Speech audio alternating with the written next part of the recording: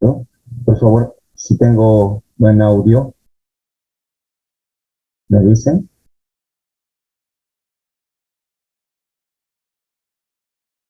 ¿Se escucha todo bien? Sí, sí, doctor. Muchas gracias.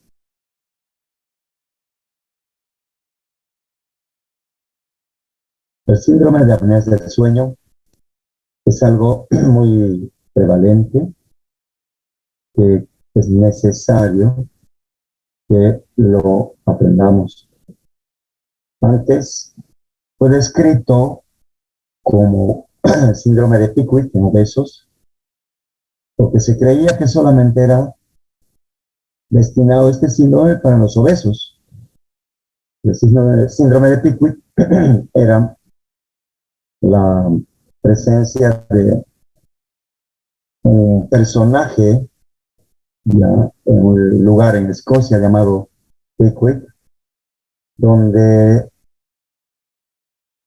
en esta novela que se llama de Charles Dickens, este personaje obeso tenía que tocar la campanita para que pase el tren, para advertir que pase el tren, a veces fungía de cochero y se olvidaba por qué, porque tenía excesiva somnolencia diurna y desde ahí empezó a hablarse el personaje del club de Pickwick, de los gordos, de los somnolientos.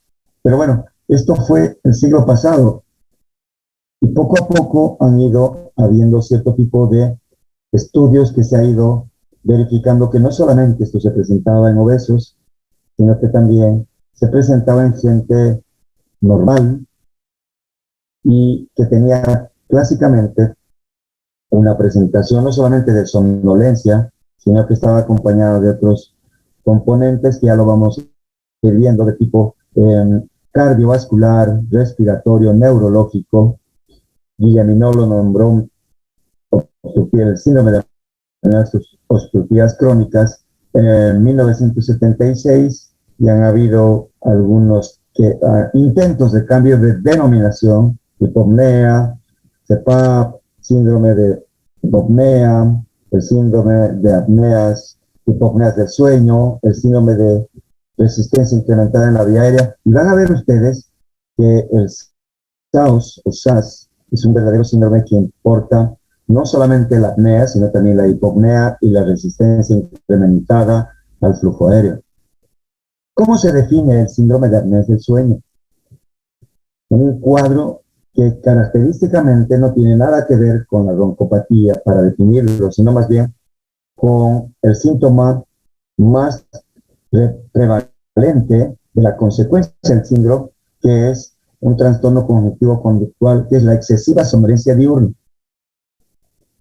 Trastornos respiratorios, cardíacos, metabólicos, inflamatorios secundarios a obstrucción repetitiva, episodios de obstrucción repetitiva de la vía aérea durante el sueño.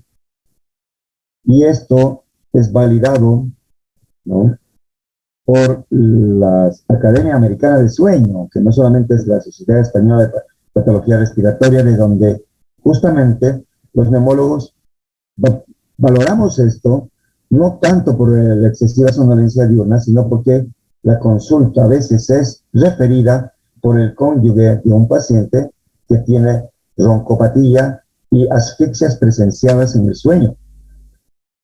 La definición más comúnmente aceptada habla de una definición realizada por polisomnografía. O sea, la sospecha puede ser en la definición que hemos hablado, pero para que sea realmente aceptada como apneas del sueño, tiene que haber una medición del índice de alteración respiratoria que incluye, ahora vamos a ver, apneas, hipopneas, RERAS, trastornos respiratorios, la resistencia incrementada al sueño, más de 5 por hora, asociado a microdespertares electroencefalográficos, los cuales no pueden ser explicados por otras causas. ¿Ya? Esto implica excesiva somnolencia diurna más dos o más de lo que acabo voy a mencionar, asfixias durante el sueño, generalmente por el cónyuge, despertares recurrentes del paciente, una sensación de torpeza al despertar, fatiga durante el día y dificultades en la concentración. Entonces, la polisomnografía más la excesiva somnolencia diurna y dos o más de dos de lo que acabo de mencionar forman parte del síndrome. Entonces acá la polisomnografía es fundamental. Es muy frecuente, aunque no parezca, es un problema de salud pública por dos motivos. Produce un incremento de accidentes de tráfico vehicular de día y también un incremento, sobre todo en Europa y estudios en España, de divorcios conyugales. Conlleva complicaciones médicas, conlleva repercusiones sociolaborales, conlleva mayor tasa de muerte en la población en general y de todo lo que se ha diagnosticado apenas en el tratamiento no supera el 10%. Por eso es que desde acá, como dicen todas las instituciones internacionales y sociedades científicas, debemos impartir justamente al médico en educación, al que se está formando, de que esto sí es prevalente y es importante. Afecta, escuchen bien, inclusive en algunos países, hay estudios en Latinoamérica, hasta el 30%, pero en general se habla de un 2 a 4% con todos estos criterios polisomnográficos incluidos. En niños es frecuente y aproximadamente se puede ver entre 3 al 5% y tiene, en vez de excesiva somnolencia diurna, la presencia de lo que llamamos hiperactividad durante el día. Es decir, son esos niños hiperactivos que muchas veces de ellos son tratados como justamente trastornos de atención e hiperactividad. Aquí podemos ver en Estados Unidos la epidemiología que aumenta a medida que aumenta la edad y la prevalencia puede llegar hasta el 30% en sujetos con más de 80 años. ¿Y por qué se deberá esto? Ya vamos a ver que tiene que ver mucho con el tono muscular de los músculos dilatadores de la faringe. El género es un poco más a favor del masculino, 1.25 a 1, ¿ya? Más o menos esto se va viendo que es entre los 50 y 60 años, pero después la incidencia se va equiparando entre hombres y mujeres. Si nosotros nos vamos a ver el estudio platino de apneas del sueño, vemos que la prevalencia estudiada es más en pacientes que tienen un índice de masa corporal incrementado, básicamente pacientes que tienen obesidad grado 1 y a mayor índice de masa corporal, mayor prevalencia, quiero decir, de SAOS, siendo los países Chile, México, Caracas y Montevideo, Uruguay, los que han reportado una prevalencia que va del 2 hasta el 16%. Brasil, ya les he dicho, en San Pablo, en especial, tiene 30% de prevalencia. ¿Por qué es importante estudiar el síndrome de apneas del sueño? Por la función neurocognitiva, ya que produce mucha somnolencia. Ese es el síntoma cardinal del SAOS. Cansancio. Ya les hablé del incremento de accidentes de tráfico vehicular. Esto ya está descrito desde el siglo pasado. Accidentes de trabajo, pobre rendimiento escolar, alteraciones de la memoria, de la calidad de vida del individuo, humor lábil y depresión. La excesiva somnolencia diurna, fíjense, se ha asociado a 36% de accidentes fatales en Estados Unidos y la mitad de casi todos los accidentes que ocurren allá. Cuando uno diagnostica y trata, esta incidencia baja.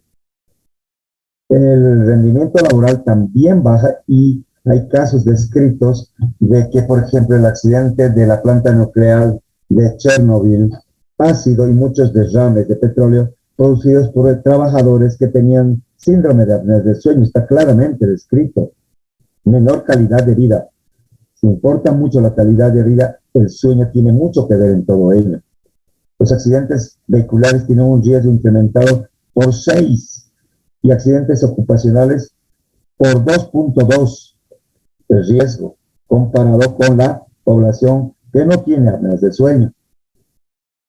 Vemos esto que hace mucho tiempo veíamos, estoy hablando de más de 10 años, donde de día muchas flotas tenían accidentes fatales, choques en, digamos, carreteras a la 1 de la tarde, de frente. Y esto llamaba la atención y personalmente suponíamos de que había 3 segundos de somnolencia y esos 3 segundos de somnolencia que se presentaban en este horario hacía de que uno de los choferes invada carril y se produzca estas situaciones tan tristes. Esto, por ejemplo, no se puede creer cómo fue chocar paciente a las 11 de la mañana y con las consecuencias que eran brutales, lamentables, ¿no?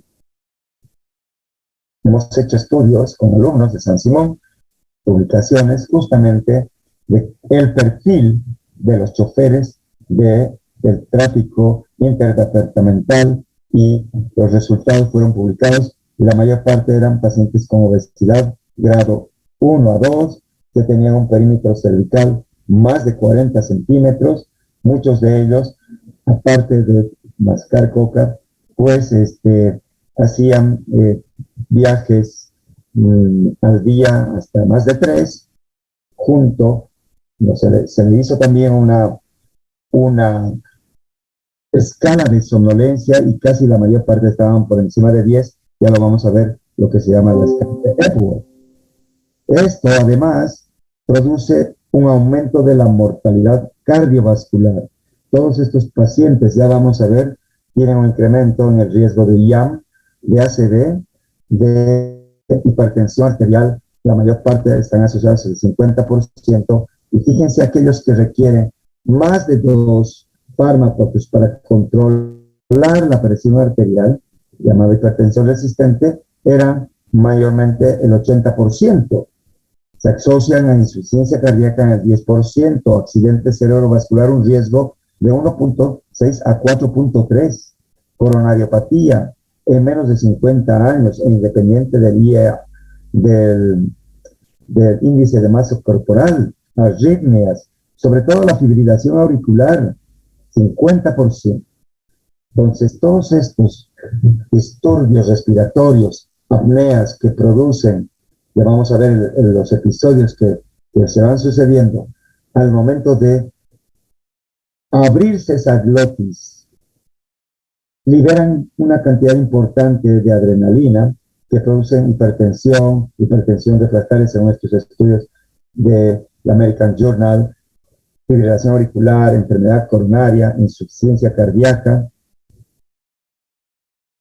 Aquí podemos ver cómo en este registro gráfico, en esta tendencia de la presión arterial, está abajo y en la parte media que está el registro del flujo aéreo, de la cánula, ¿ya?, de flujo nasobucal, que va registrando justamente los flujos respiratorios, las hipopneas visualizadas en este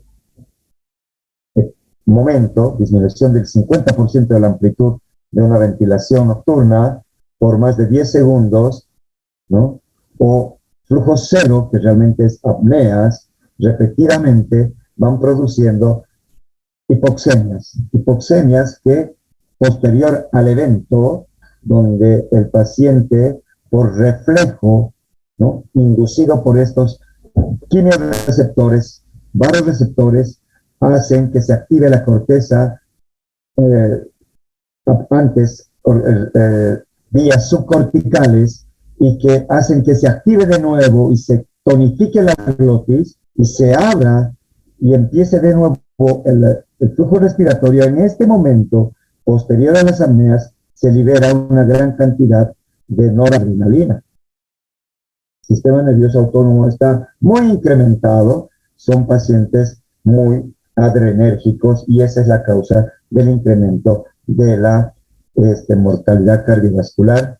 Van a ver ustedes que muy aparte de los factores de riesgo de cardiopatía isquémica de Framingham, me refiero al sexo masculino, me refiero a la obesidad, a la hipertensión per se, a la diabetes, a las dislipidemias, al hábito tabáquico. El tener síndrome de apnea del sueño es un factor también independiente, ojo, de incremento de enfermedad cardiovascular y sobre todo coronariopatía. A ver, si vemos nosotros la muerte en líneas generales, los pacientes tienen incremento de mortalidad cardiovascular hasta en más de casi en tres veces más. Pero en todos los estudios que se ha podido ver, las causas, cualquiera sean las causas de mortalidad incrementada en pacientes que tienen un índice de trastornos respiratorios, apneas, hipopneas raras, más de 30, que es lo normal, o hasta, perdón, más de 10, que es lo esperable, y a mayor cantidad de eventos respiratorios, mayor riesgo de mortalidad. Este es el gráfico de correlación de hipertensión arterial, sobre todo nocturna, que se da en pacientes que tienen síndrome de apnea del sueño. Es decir, casi el 80%, entre el 70 y 95% de pacientes que tienen hipertensión arterial nocturna tienen apnea del sueño. Este es un cuadro fisiopatológico muy interesante, ya que nos habla de que estos episodios de apnea, el cese respiratorio por más de 10 segundos, en forma repetida en la noche, produce un proceso de incremento del óxido nítrico, que en definitiva libera, igual que en los efectos de los contaminantes y del tabaco, los radicales libres. El paciente empieza a incrementar los radicales libres, que son la causa de incremento de mediadores y citoquinas, ¿no? O sea, hay un aumento del proceso mediador inflamatorio, activa monocitos, activa células endoteliales. Básicamente podríamos decir que hay una endoteliopatía. Aparte, los neutrófilos, linfocitos, aumenta la expresión de moléculas de adhesión y esto produce una disfunción importante endotelial, ya sea por esta vía inflamatoria o ya sea directa disfunción endotelial mediada por óxido nítrico, por radicales libres, ¿ya? Por vía inflamatoria indirecta, la que va a producir justamente el proceso de enfermedad cardiovascular. Y este proceso inflamatorio está relacionado también con incremento de la procoagulabilidad, con estrés oxidativo. Lo que se ha visto es que podemos medir algunos biomarcadores como el péptido arterial natriurético, que más bien tiene relación con el incremento de la presión en cavidades derechas, que se da en estos episodios de apnea y hipoxemia, vasoconstricción y incremento de la presión en cavidades derechas. Incremento de los niveles de fibrinógeno, de la hiperviscosidad sanguínea, incremento de radicales libres de oxígeno, incremento de algunos marcadores inflamatorios como en las enfermedades del COVID, por ejemplo, la proteína C reactiva, la interleuquina 6, todo esto está incrementado. Estamos hablando de una endoteliopatía, estamos hablando de un proceso protrombótico también. Y esto, lo bueno de todo, en la mayor parte de estos estudios se han hecho estudios en pacientes con y sin tratamiento, y el tratamiento los ha revertido. El tratamiento en casos severos se trata de una presión positiva en la vía aérea. En el paciente operatorio de cualquier tipo de cirugía con anestesia general, incrementa el número de complicaciones perioperatorias, problemas de intubación, una vía aérea difícil, incremento en el efecto anestésico sobre el control ventilatorio, efecto del anestésico en el tono de la vía aérea superior. Lo bueno es que la aplicación de la presión positiva es importante a veces para intubar inclusive, o lo más importante es para mantener al paciente en el postoperatorio inmediato con CPAP y no solamente con oxígeno, porque es ahí donde incrementa las complicaciones perioperatorias. Es importante entonces valorar un paciente que ya lo veremos clínicamente con la clasificación de Malampati y otras, más la probabilidad de SAOS para no solamente tener dispositivos para intubación en vía aérea difícil, sino también para tener un equipo de presión positiva nasal, nasobucal en el postoperatorio inmediato. Los mecanismos fisiopatogénicos de las consecuencias cardiovasculares van a ser secundarios a los eventos respiratorios. Una apnea produce hipoxemia, hipercapnia. Esto, los receptores activan en forma cortical, simpática, y disminuye la presión intratorácica. Estos eventos respiratorios son sucedidos del proceso incrementado de inflamación sistémica y disfunción endotelial. Son mecanismos, diríamos, intermedios. Y después tenemos la verdadera presentación del síndrome, que nadie lo sospecha, ya van a ver ustedes. Los médicos clínicos ni lo sospechan. Piensan que solo el obeso tiene apneas del sueño, y eso se llama síndrome de hipomotivación obesidad, o el clásico SPICUT. Pero apneas en un individuo delgado con hipertensión que requiere más de 2 fármacos, o que tiene una arritmia supraventricular, arritmia respiratoria, ha tenido AIT, accidente isquémico transitorio, no lo sospechan. Previo a eso, había todo este tipo de eventos. En la fisiopatología es importante ver que hay una zona anatómica que está por encima de su cartílago tiroides en la escapadura, que se llama, hacia adentro, la hipofaringe. La hipofaringe mantiene un tono que depende de la activación, sobre todo consciente, cortical de 7 músculos dilatadores de la faringe. Las alteraciones por disminución del tono o incremento de la resistencia al flujo en pacientes que tienen hipertrofia de cornetes, una faringe, un cabo, un faringe estrecho, Malampati, 3, 4, estos pacientes van a hacer este incremento en el colapso.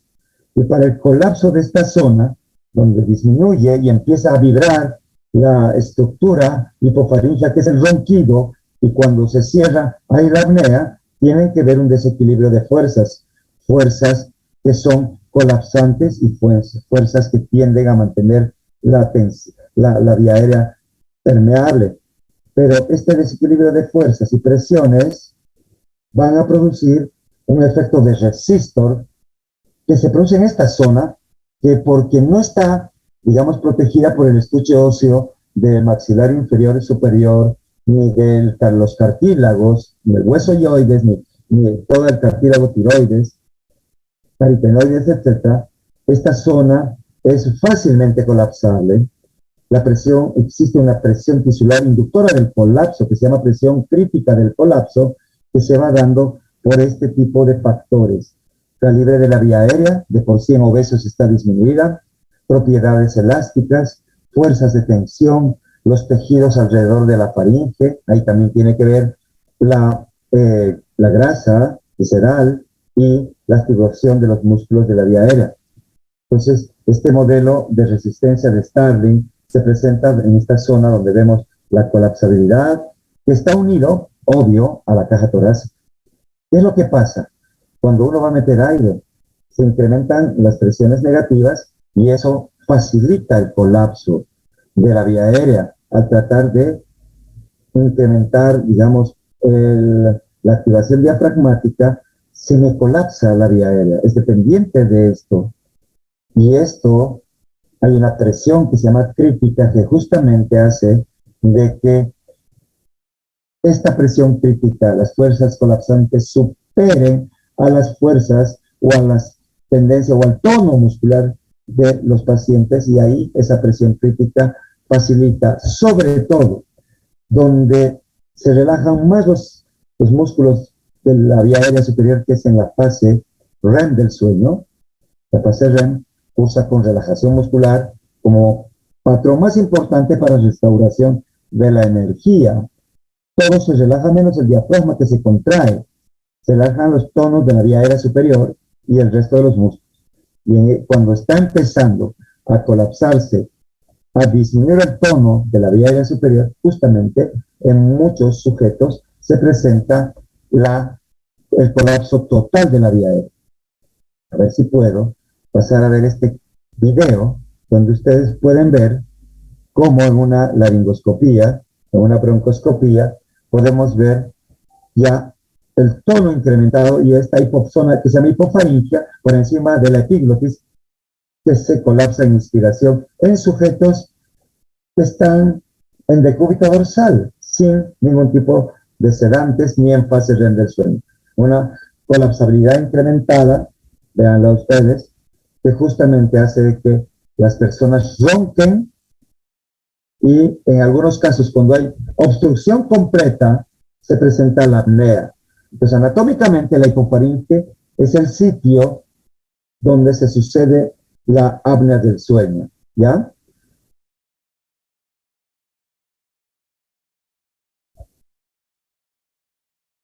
En una resonancia magnética se puede ver en estos sujetos que clásicamente pueden ser gordos, pero no necesariamente. Hay un incremento de la grasa subcutánea. Suele haber a veces maxilares que son con retrognatia o micrognatia. Eso facilita la tendencia a que esta vía aérea esté estrecha. La conformación, digamos, hereditaria del cavum faríngeo, el aumento del tejido, de tejido blando, ya lo van a ver ustedes, de la úvula, hace de que este paciente tenga un espacio retropalatino, retroglótico disminuido, con tendencia a la colapsabilidad hipofaríngea. Corte de tipo sagital, corte axial, que ve justamente esta pequeño redondel, que es la vía aérea fácilmente colapsable por todas las situaciones anatómicas que acabo de mencionar. Un sujeto normal, un sujeto apneico. Y si ustedes le ponen a este paciente a la derecha el decúbito dorsal con una profundización del sueño, ahí estamos colapsando la vía aérea. También se han hecho estudios para ver el espacio parafaringio de estos pacientes, y en un sujeto normal el espacio parafaringio tiene una tendencia a tener, digamos, depósitos de grasa distintos, menores a la del sujeto apneico, que tiene grasa visceral incrementada en amarillo, que además hace que las paredes de la faringe sean más fácilmente colapsables. Y podemos ver también el área retropalatina, que en sujetos, como acabamos de ver en la video, que tienen esta colapsabilidad, disminuye importantemente en la inspiración, comparado con la expiración. Entonces, región retropalatina está disminuida. ¿Okay? Fíjense, todo esto ha sido estudiado por imágenes, por endoscopías, por estudio de electromiografía del tono de los músculos dilatadores, uno de ellos el genioglosso, que fíjense ustedes cómo el tono de los pacientes que tienen probabilidades de tener apneas del sueño o que están sujetos bajo influjo del alcohol, el tono del músculo está, digamos, disminuido, facilitando la tendencia a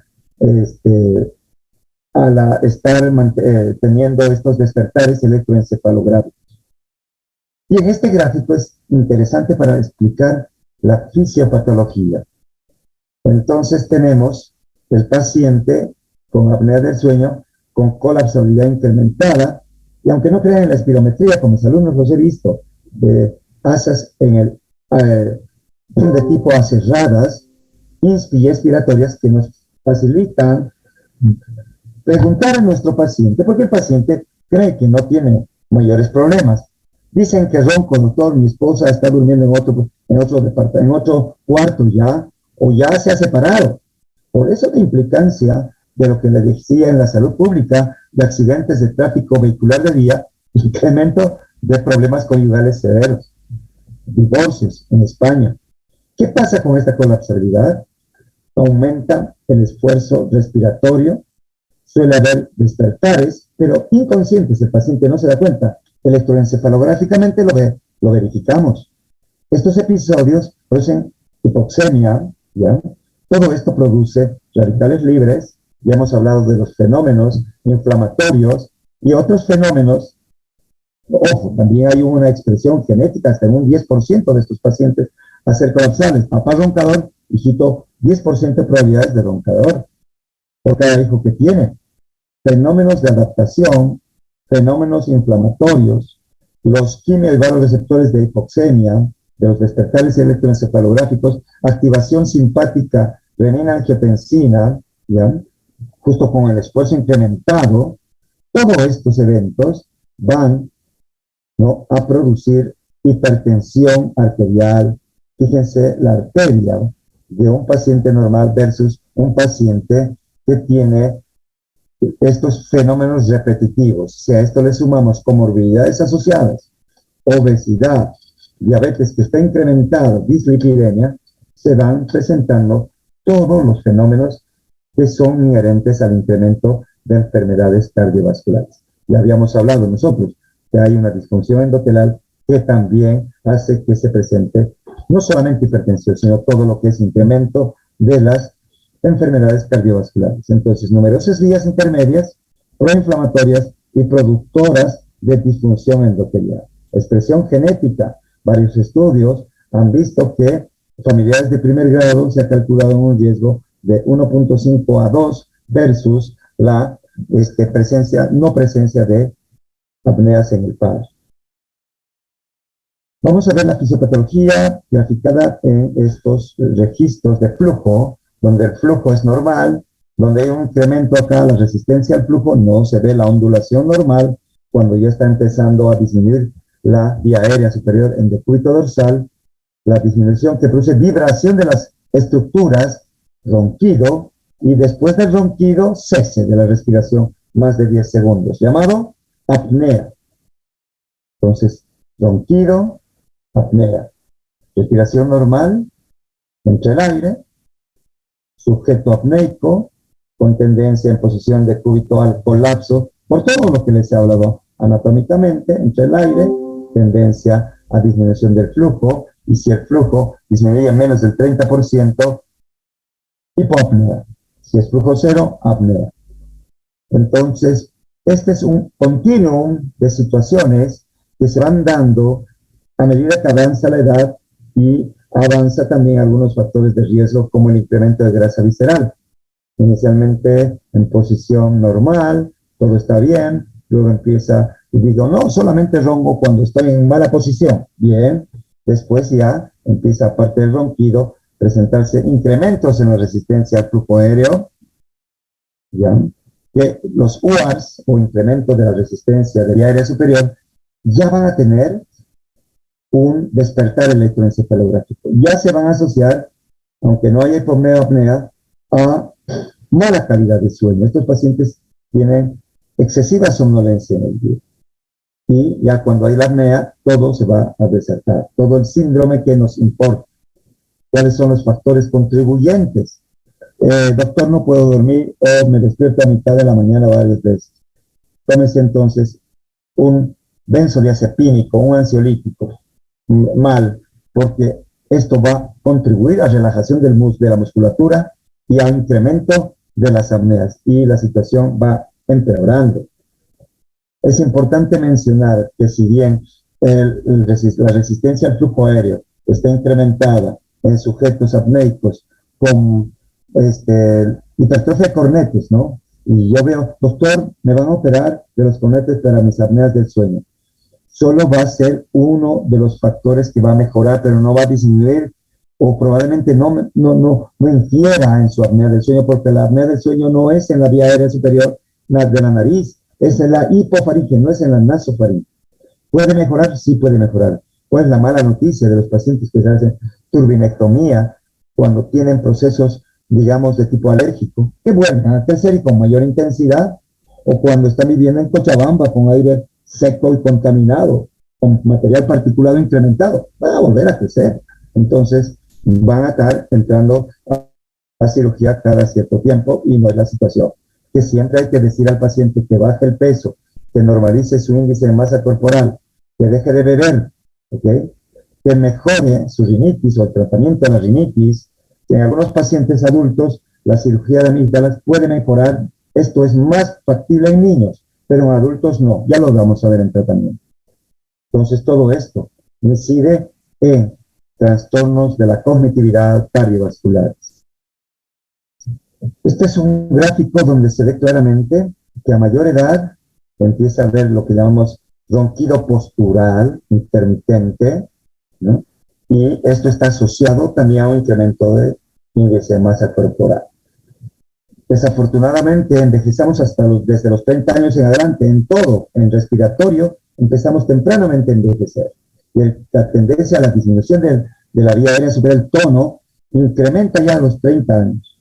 Cuando el sujeto logra casarse o estar en pareja, viene un ritmo de vida que facilita el aumento de grasa corporal. Y es un círculo vicioso porque el aumento de la grasa visceral parafaríngea aumenta la resistencia al flujo aéreo, empiezan a producirse eventos respiratorios que contribuyen a alteración también o tendencia a tener no solamente enfermedades metabólicas, sino a mayor sobrepeso. Hay una alteración en las leptinas y las grelinas que facilitan que este paciente lo que come aproveche más y deposite más grasa visceral. ¿Okay? Entonces, esto es un círculo vicioso que se da a partir de los 30 años.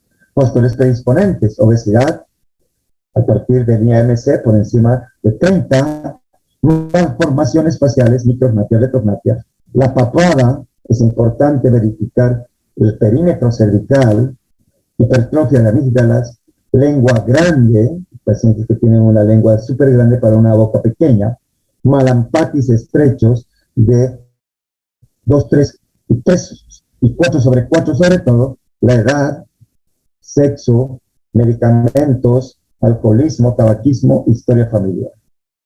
Siempre hay que ver justamente la distancia tiromentoniana de 13 veces de dedo o más, el cierre de la vía aérea. Tenemos que ver el grado de malampati sin depresor del abatelenguas, solamente que nos diga ah, y vemos si es clase 1 o clase 4. Intentamos hacer el abatelenguas y lo normal es que tengamos esto hasta cierto punto, pero que tenemos esto, incremento de la úvula, del tejido de su paladar blando, estrechamiento allá al fondo de los pilares posteriores, ya, de las amígdalas, incremento de la úvula, la impronta de la arcada dentaria en esta macroglosia es dato importante también que nos hace pensar de una posibilidad de incremento de la resistencia anatómica, que no es la causa de la apnea, es un factor, insisto. ¿Okay? Esto, la relación nacio-nation, la retrognatia, el colapso bilateral en algunos sujetos, y ustedes fíjense que la clasificación de Malampati está justamente a mayor Malampati, mayor probabilidad de índice de apnea del sueño en polisomnografía. Síntomas nocturnos, ¿existen? Sí, a veces son más los síntomas nocturnos que los diurnos. Ronquido, apneas observadas por el cónyuge.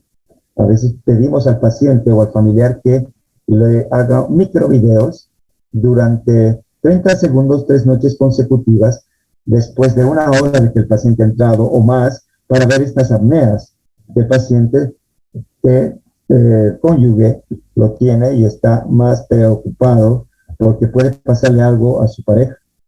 Actividad motora anormal, el paciente empieza a patalear, hace movimientos y contorsiones extrañas, hace unos quejidos importantes, trismos. En niños hay enuresis, hay micturia en adultos, está asociado a reflujo. Ojo con esto, los pacientes que tienen enfermedad por reflujo y cena tienen mayor tendencia a la roncopatía, a la apnea del sueño, sudoración nocturna, insomnio, pero el insomnio de mantenimiento, entran a dormir bien, pero luego se despiertan a mitad de la noche, despertares bruscos por su propio ronquido. Eso ya es cuando las cosas son más graves, ¿no? La roncopatía, tener ahí un parlante, hace que la persona se vaya a dormir a otro cuarto. Síntomas diurnos es la clave, la hipersomnia, la excesiva somnolencia diurna, dolor de cabeza en la mañanita, como sin hipertensión arterial, trastornos cognitivos. La persona va perdiendo la capacidad de interpretar de memoria, porque parte de la función del sueño es fijar la memoria, manteniendo trastornos de conducta, se vuelven irritables, tienen mal carácter, sequedad de la boca en la mañana. Y ya les había hablado de accidentes de tráfico y este último que es importantísimo, disminución de la libido. Síntomas, esto ya hace mucho tiempo de la CEPAR, pero persiste. Ronquidos son casi en el 100%. Apneas en la mitad, ¿no? Referidos, no estoy hablando visualizados en polisomno. Movimientos corporales anormales, 40%. Y en el día, fíjense la cantidad de pacientes somnolientos. ¿Y cómo se puede medir, doctor? Con la escala de Epworth. Ahora lo vamos a ver. 93% de posibilidades de tener somnolencia. Ahogos nocturnos, 53%. También dolores de cabeza de mañana, 38%. Deterioro intelectual. Ya no son capaces de ver una película, se quedan dormidos, ya no son capaces de leer el periódico, inclusive en la mañana se quedan dormidos y nocturia en un cuarto de los pacientes. ¿Ustedes creen que esto es solamente del médico neumólogo? De ninguna forma, tiene que ser todos los médicos. Pero esta clase quedaría para mí satisfecha si ustedes, cuando sean especialistas, ya sea en cualquiera de los rubros que ustedes tengan la probabilidad de pensar en apneas, si son cardiólogos, en sus pacientes hipertensos, en sus pacientes que han tenido cardiopatía isquémica. Si son psiquiatras, cuando están con ansiedad y depresión difícilmente tratables. Cuando son neurólogos, que tienen a veces strokes o strokes que son transitorios. Estoy hablando de accidentes cerebrovasculares, cefaleas, ¿no? Que son tendencia a algunos movimientos anormales en la noche, actividad eléctrica normal en la noche, tipo epilepsia. Pacientes que son anestesiólogos, lo valoran, se acaba la cirugía y no refieren, se queda ahí todo el paciente. No es así, ese paciente que tiene hipoxemia en el postoperatorio y que le pone oxígeno, no mejora, está con apneas y no saben qué hacer, lo ponen de costado. Ahí hay que poner el CPAP. Pacientes urólogos cuando tienen mixturia, impotencia, disfunción eréctil, endocrinólogos cuando tienen diabetes y están obesos, el paciente de cirugía, digamos, plástica, el gastroenterólogo, todos los especialistas deberían estar atentos. Y hay un cuestionario reciente, el Stop Bank, que debemos hacerlo, y cuando tenemos más de 4 de estas variables, ¿ya?, que tienen y asocian en frecuencia y en porcentaje asociación a apneas del sueño, pues este paciente ya puede hacerse un estudio del sueño.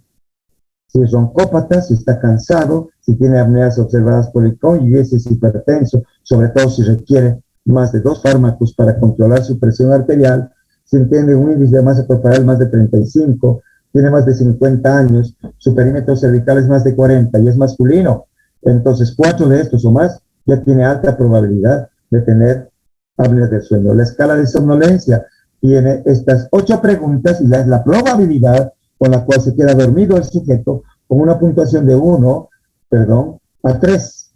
Si yo me quedo viajando como pasajero en un ómnibus dormido antes de los 30 minutos, le pongo sí altamente probable 3 puntos.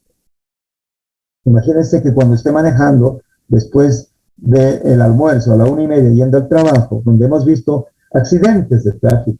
Personalmente lo he visto hace más de 15 años en la rotonda que antes había de la Blanco Galín, que en vez de pararse en rojo, se siguen y se chocan o atropellan. Bueno, estos pacientes pues ya tendrán pues 3, son un peligro social. El punto de corte es 12, pero ya hay que sospecharlo a partir de 8 puntos. Si ustedes se fijan, en polisomografía la correlación se ve con los eventos respiratorios 5 eventos por hora, somnolencia hasta 8, más de 8 puntos a 10 ya pueden tener apneas leves, más de 10 moderadas y más de 12 severas. Las moderadas y severas ya deben ser tratadas, inclusive las leves. Diagnóstico diferencial hay que hacerlo con otras causas de hipersomnios, y los hipersomnios habitualmente están, no voy a hablar por cuestión de tiempo, narcolepsia y el hipersomnio idiopático primario. Las diferencias más importantes son que en la narcolepsia se presenta a más temprana edad y más temprana aún las hipersomnios primarios, los idiopáticos. Los ataques de cataplegia, esos ataques de debilidad con pérdida del tono muscular y caídas súbitas de los pacientes con déficit transitorio que no recuerdan, hacen pensar junto a un hipersomnio importante que se presenta habitualmente a cualquier hora del día, ¿ya?, en narcolepsia. Sin embargo, no son tan frecuentes. Los hipersomnios son prácticamente un descarte, y ya vamos a ver que los hipersomnios son, digamos, de larga duración con respecto a, digamos, a las hipersomnias mismas. Son de larga duración y son no refractables o mejoradas con las medidas de baja de peso, disminución de sedantes, etc. ¿Cómo se mide con polisomnografía, con el índice de apneas y hipopneas del sueño? Índice de eventos respiratorios, que mide estos 3 eventos por hora de sueño registrado. El paciente debe entrar a dormir en un estudio, en un gabinete de sueño, y si tengo más de 5 eventos medidos por el polisomnografista por hora, pues es anormal. ¿Sí? Entonces se hace el IA, número de apneas más hipopneas sobre horas de sueño registrada, o número de apneas, que sería mejor, hipopneas y esfuerzos respiratorios incrementados por horas de sueño registradas. Cuando son más de 5 a 10 y están asociados, escuchen bien, a somnolencia diurna y a asfixias repetidas en el sueño, despertares recurrentes en el sueño, cansancio o fatiga durante el día, ya estamos con la presencia de otras alteraciones como dificultad para la concentración en un síndrome ya característico de apnea del sueño. Y puede ser obstructiva, que corresponde al 80%, central y mixta, que corresponden al 20%.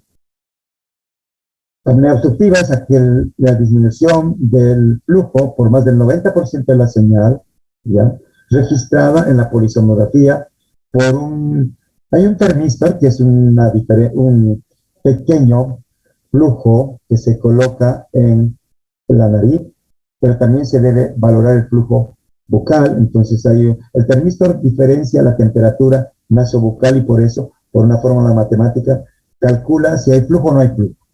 El flujo disminuido o no. La cánula nasal, hay cincha abdominal, que también mueve el tórax, si se registran movimientos torácicos. Si se registra ausencia o reducción del flujo durante más de 10 segundos, con esfuerzo incrementado respiratorio, estamos ante la presencia de una apnea obstructiva. ¿Cómo se ve? Se ve así.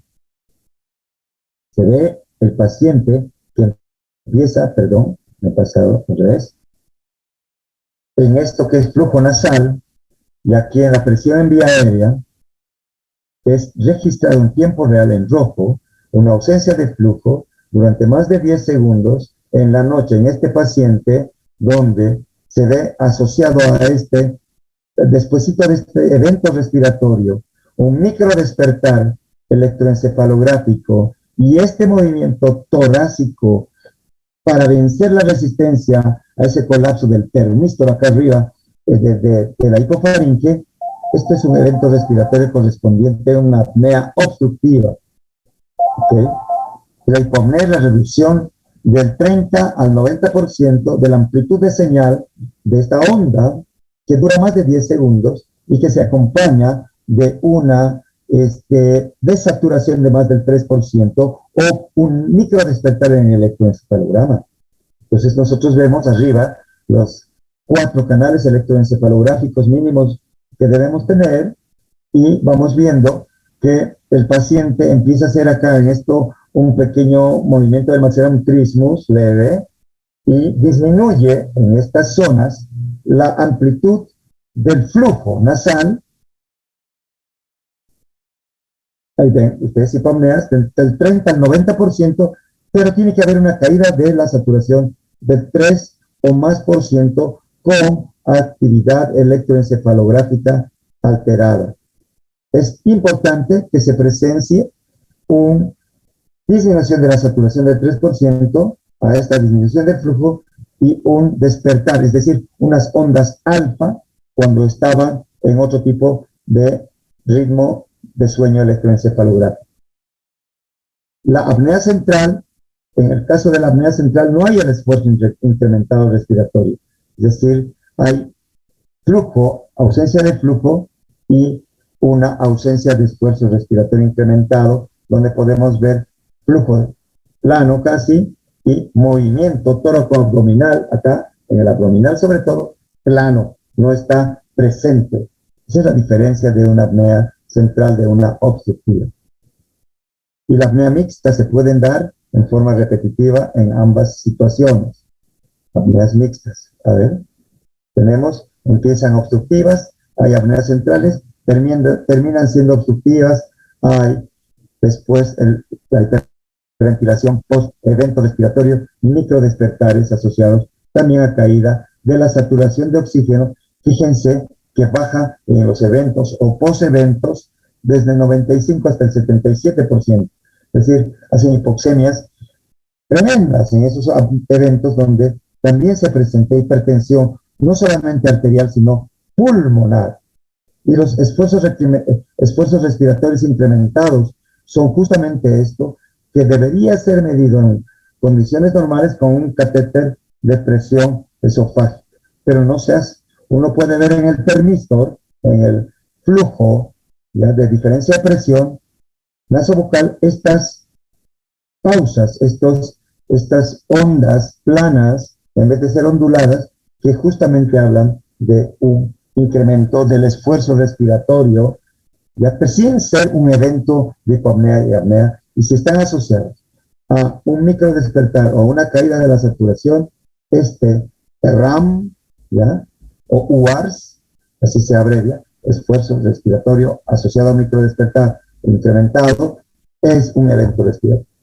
Es importante medir el cuello, ya les he hablado del stop band, y hemos dicho que si no tienes el stop band ahí, mide el cuello, ve si es hipertenso, le sumas más 4 si es hipertenso a los centímetros del cuello, si es roncador habitual más 3 puntos, si tiene ahogos o asfixias nocturnas más 3 puntos. Y se ha podido ver que estos pacientes que tienen más de 48 de este perímetro de cuello ajustado a estas otras variables, tiene 20 veces más riesgo de tener apneas del sueño. ¿Cómo se valora? Se hace la polisomnografía y valoramos si son eventos por 6 horas, 8 horas, 9 horas de sueño registrado. De 5 a 15, más de 5 es patológico. De 5 a 15 será leve, de moderado será de 15 a 30 y más de 30 severo.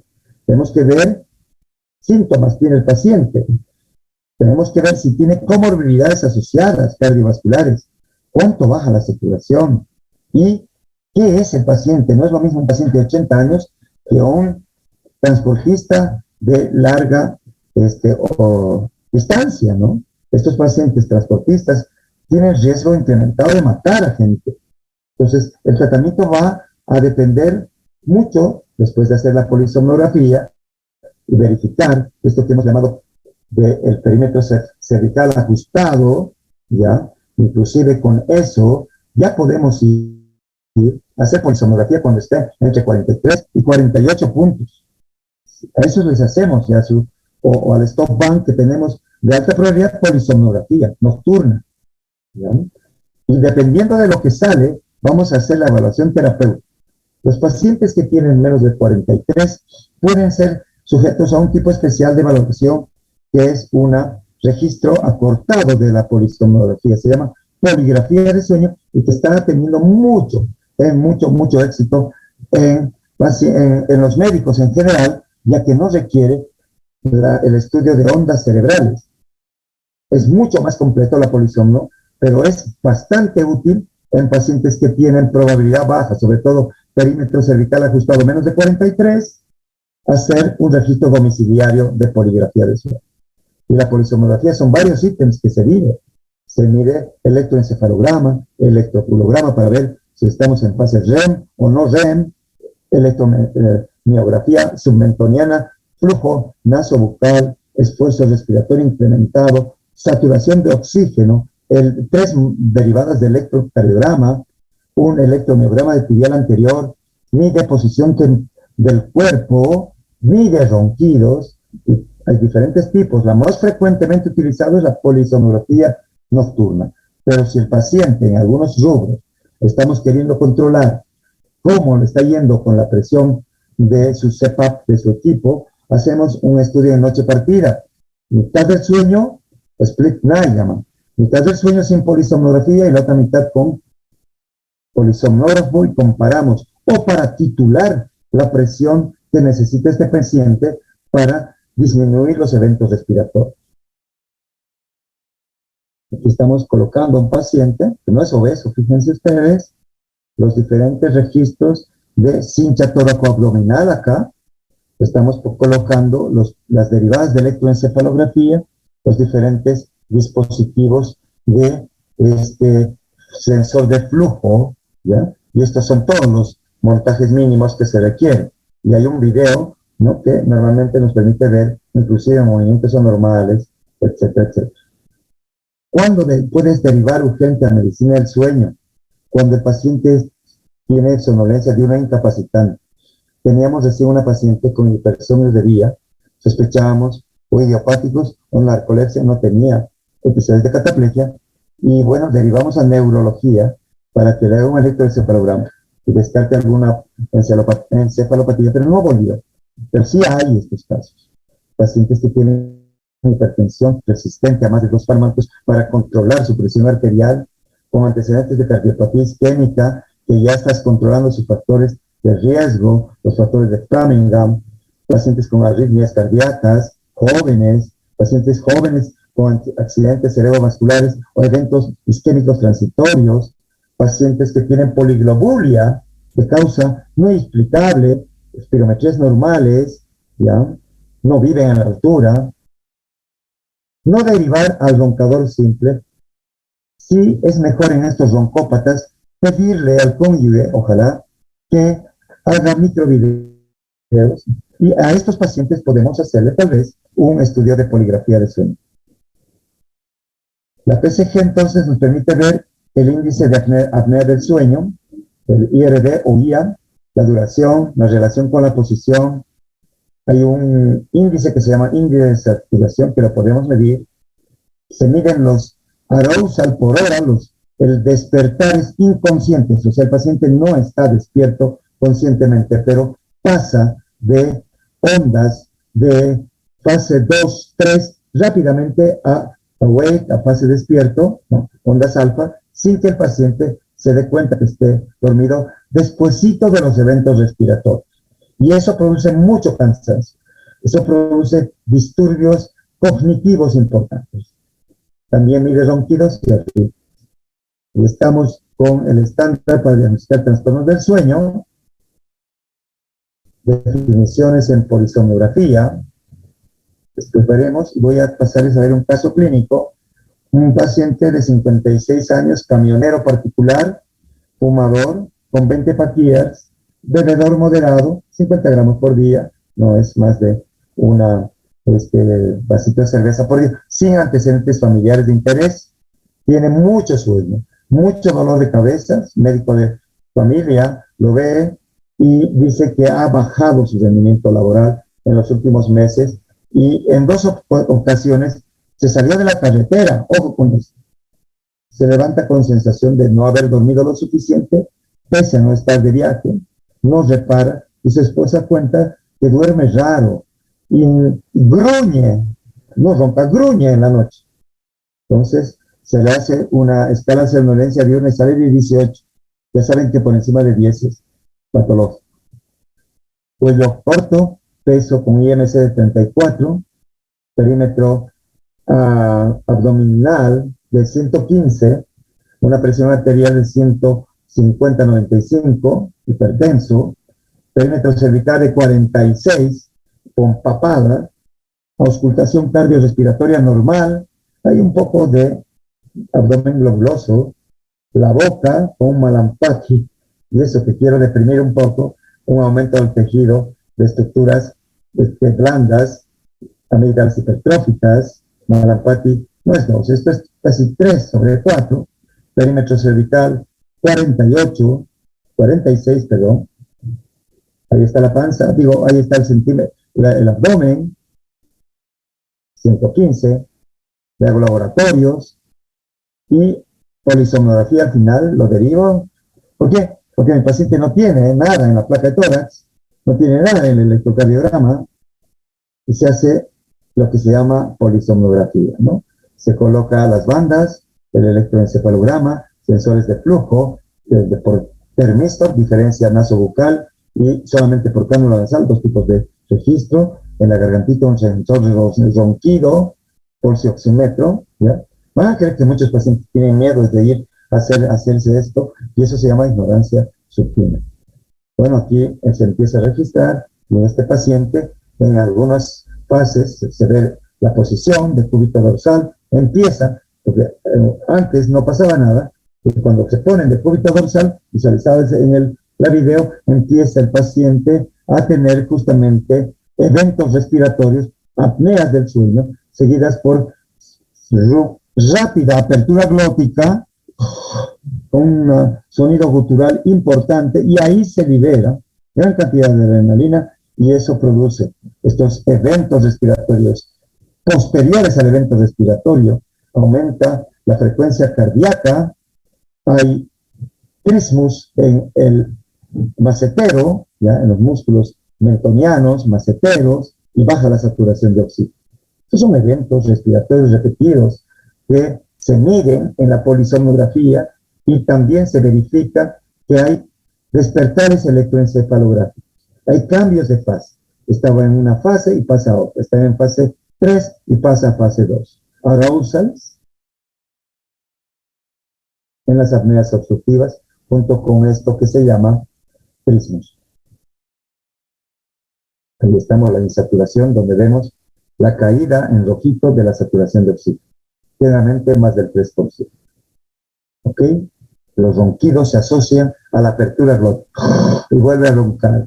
Se colapsa, apnea del sueño, baja la saturación, cambia de fase electroencefalográficamente, hay trismus, y el paciente no muere ahí. Pero si muriera fuera una asfixia nocturna, una muerte súbita, no muere. Baja la saturación, se activan reflejos córticos subcorticales, hay activación del tono muscular no consciente, vuelve a tonificarse esos músculos geniogloso, por ejemplo, y se abre la glotis, y entonces vuelve a roncar el paciente, y estos episodios repetidos se vuelven a dar sucesivamente. Y esto se puede ver que disminuye, no hay apneas importantes, pero disminuye en posición en decúbito dorsal. Además, se pueden ver en el monitoreo del electrocardiograma algunos extrasístoles, como pueden ver acá, de tipo supraventricular, asociados a esta caída de la saturación de oxígeno. Entonces, todo esto, claro que tiene importancia. ¿Ustedes creen que se hace esto? Porque no se sospecha, no se hace. Es impresionante cómo hay pacientes que se la pasan muy mal, de divorcio en divorcio, ¿ya? Y de accidente en accidente, por no decir con 3 o 4 medicamentos antihipertensivos o antecedentes de accidentes cerebrovasculares, con una calidad de vida bajísima, sin diagnóstico ni tratamiento. Muestro los eventos respiratorios, muestro los eventos de insaturación, muestro los eventos cardiovasculares en esta situación. El resultado de este individuo, que tenía un índice de apnea y hipopnea de 43 por hora, con una eficiencia del sueño disminuida al 50%, diagnóstico más de 30 es grave, síndrome de apnea es grave. ¿Cómo trato? ¿Por qué es importante? Por la calidad de vida. Disminuye la hipersomnia, disminuye los accidentes de tráfico, reduce los riesgos de enfermedades cardiovasculares. Hay un costo económico importante que mejora en su paciente. Y esto, ¿ustedes creen que no es importante esto de abajo? Súper importante. Paz conyugal. Antes, un médico ganó un premio Nobel de medicina cuando inventó la pelotita de tenis que se colocaba con un arnés en la zona dorsal media baja de la zona de la espalda, que le servía para que el paciente no esté en posición en decúbito dorsal, sino que tienda a dormir en forma lateral. Se sabe muy bien que la lateralidad disminuye en más de la mitad o hasta el 80% los eventos respiratorios. Pero lo normal es que el paciente duerma en todas las posiciones, ¿verdad? Entonces, medidas higiénico-dietéticas, evitar sedantes, alcohol, tabaco, medidas posturales, uso de la rinitis, tratamiento de la rinitis alérgica, o en este caso, en el diplomado de medicina del sueño nos mostraron este invento de un doctor. Era la mochila para dormir. De esta forma el paciente se obligaba, o una almohada, a dormir en esa posición y disminuían los eventos respiratorios.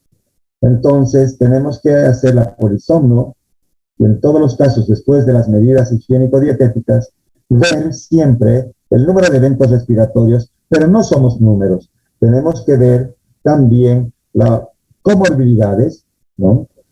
Tenemos que ver la probabilidad en los casos de eventos leves y algunos moderados, de acuerdo a los oficios también, algunos dispositivos, como los dispositivos de avance maxilar, que modifican los diámetros de la orofaringe, por ejemplo, algunos correctores de la posición de la mordida, por ejemplo, facilitando, digamos, el flujo aéreo inspiratorio, disminuyendo el aumento de resistencia al flujo aéreo. En esos pacientes se corrigen grandemente, ¿ya? Solamente con estos dispositivos de avance maxilar que están o deberían ser dados por un endodoncista, que actualmente hay ya subespecialidades asociadas a medicina del sueño, para poder, digamos, adecuarlo a la boca de cada paciente. En los eventos moderados y severos, ni hablar de los pacientes que tienen actividades de riesgo, digamos, pilotos o trabajadores de torres de control de aeropuertos, todos los que conducen maquinaria de día o de noche, todos los choferes, todos los pilotos, todas las personas que trabajan con precisión tienen que tener justamente un mayor, digamos, ser un poco más agresivos en el tratamiento. Y el tratamiento es basado en la mejoría de la presión de la vía aérea de la hipofaringe, que ustedes han visto que es la zona que se colapsa. Y hacer digamos, seguimiento, ¿no? Índice de más de 30 apneas por hora con excesiva somnolencia diurna, CPAP. Índice menos de 30, de 15 y 30, con excesiva somnolencia diurna, CPAP. Índice menos de 30, sin excesiva somnolencia diurna, hay que ver CPAP o tratamientos alternativos. La cirugía, la uvulopalatofaringoplastía, prácticamente está cayendo en desuso. Habida cuenta de que se ha visto que los resultados no son los mejores y más bien tienen dos problemas, la voz nasal y la probabilidad de regurgitación de alimentos nasobucales. Entonces el CPAP es aplicación de un dispositivo nasal, oronasal, ¿ya? De acuerdo a cada persona, que va produciendo que cuando se presenta el ronquido hay una disminución del flujo. La presión positiva muestra la permeabilidad del vía aérea. Entonces es ferulización neumática con presiones positivas que son autorreguladas por el paciente o reguladas previa por el doctor que hace medicina del sueño, con presiones que pueden ir de 5, 8, 10, 12, y estas muchas veces son variables, ¿no?, a lo largo de la noche. Esta es, digamos, el principio por los cuales funciona este CPAP, y este inventor del CPAP, el doctor Colin Sullivan, que actualmente es uno de los que más recursos, es una persona rica en Estados Unidos, ¿no? Y empezó con este equipito, sencillo, ¿no?, en la era precomercial, y ya después empezó justamente a aparecer los demás dispositivos, inclusive decían, ¿cómo pueden ser si las diferentes narices y bocas son diferentes? Hacían moldes con plastilina o con sustancias híbridas, y hacían moldes para cada nariz de cada paciente, como en este caso. Pero ahora, en la actualidad, tenemos tal cantidad de equipamiento, no solo que generan presiones flexibles, sino presiones de dos niveles, inspiratoria y expiratoria, o autorreguladas, ¿ya?, con diferentes tipos de mascarillas o interfaces, que son las nasales, las almohadillas que llaman pillows, los dispositivos Total Face. Hemos utilizado estos grandes en obesos severos en la pandemia, estos cascos, ¿ya?, estos helmets que hemos utilizado con éxito relativo en la pandemia para ventilar no invasivamente al paciente en casos muy especiales. Pero definitivamente las interfaces adecuadas para cada individuo que le sienta mejor es parte de la adherencia, mejora al tratamiento y mejores resultados. Las pequeñas molestias pueden ser las fugas aéreas, la sensación de claustrofobia. Muchos no quieren dormir, pero como los lentes, ¿no? Es decir, hay un tiempo de acostumbramiento y de persistencia, y cuando el paciente realmente ve que mejora en una noche que le hacemos dormir, su calidad de sueño, como despierta al día siguiente, no lo suelta más el equipo. Entonces, no es un modo ventilatorio mecánico, estrictamente, sino que asiste activamente a la inspiración. Libera una presión constante en la inspiración y puede ser regulada en la expiración, aumentando, sí, la capacidad residual funcional, mejora la distensibilidad, sobre todo en obesos, recupera en obesos alveolos colapsados y hipoventilados, puede mejorar el shunt, disminuye el trabajo respiratorio. Esto lo hemos usado en pacientes con insuficiencia respiratoria ya de tipo que no queríamos que se intube, obesos con neumonías moderadas a severas por COVID, y nos ha ido estupendo. Disminución de la presión transmural del ventrículo. Bueno, entonces aquí podemos ver el flujo normal y qué hace el flujo con la presión inspiratoria, que va mejorando. Esto que ha sido visualizado en la resonancia magnética en 3D, la glotis, ¿no?, el espacio retropalatino y retroglótico, cómo se ensancha a mayor medida de presión que tú apliques en los pacientes. Y como es una zona colapsable, distensible, pues eso va a depender de acuerdo a cada individuo. Y aquí vemos cómo este resistor o esta resistencia de Starling, que se colapsa en apneas del sueño, que es la hipofaringe, mejora con la presión que se administra exógenamente en el aparato de CPAP. Y se puede ver algo que es fundamental, que mejora los eventos cardiovasculares. Es clásico que se pueda ver cómo en los pacientes controles la incidencia de eventos, digamos, fatales, son mayores en los pacientes que tienen apneas no tratadas, que en los pacientes que tienen apneas leves, ¿ya?, y en los roncópatas, con los pacientes que tienen apnea severa con CPAP. Disminuyen grandemente los eventos fatales y también los eventos no fatales. indicado en apneas moderadas y severas, y leve solamente cuando hay refractariedad al tratamiento, cuando no se pueden modificar los hábitos higiénicos dietéticos o cuando el paciente tiene un riesgo cardiovascular incrementado y no es tributario de estos DAM, dispositivos de avance maxilar. Todos estos efectos benéficos se ven en el CEPAP con respecto al síndrome. Es un síndrome no de broncopatía, es el síndrome cardiovascular cognitivo. ¿Okay? Que eso disminuye. Y lo más importante, disminuye la mortalidad.